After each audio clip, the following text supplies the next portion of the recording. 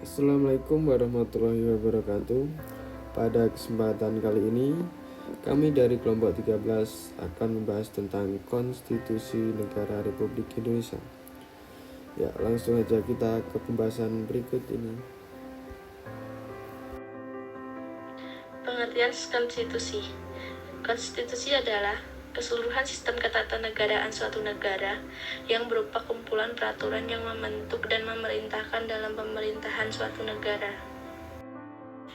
Latar belakang konstitusi. Konsep negara hukum yang demokratis muncul akibat dari konsep negara kerajaan yang memiliki kekuasaan yang absolut.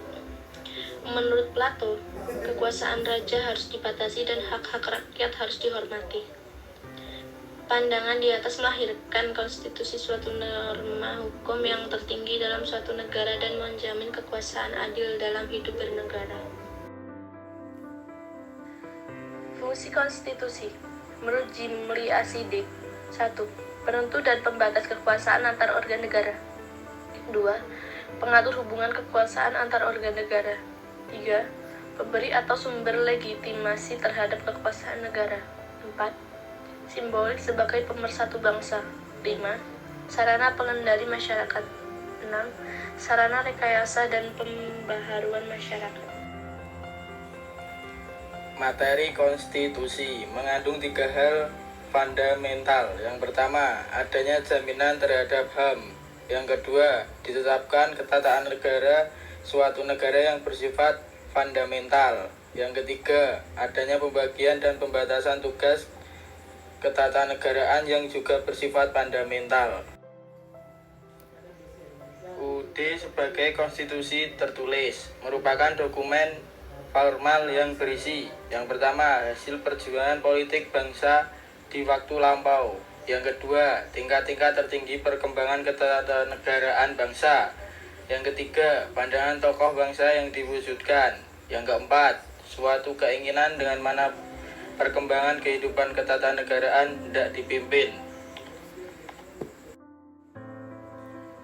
Pembagian kekuasaan negara. Montesquieu pembagian kekuasaan negara menjadi 3. Yang pertama, legislatif, kedua, yudikatif, yang ketiga, eksekutif. Konstitusi yang pernah berlaku di Indonesia. Yang pertama, UUD 45 yang ditetapkan tanggal 18 Agustus 1945.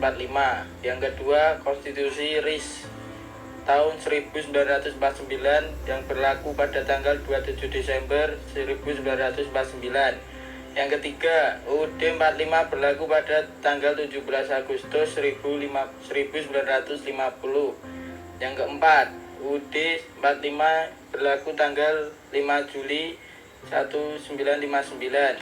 Yang kelima, UUD 45 amandemen tahun 1999 sampai 2002.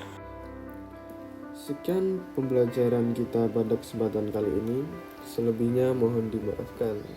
Wassalamualaikum warahmatullahi wabarakatuh.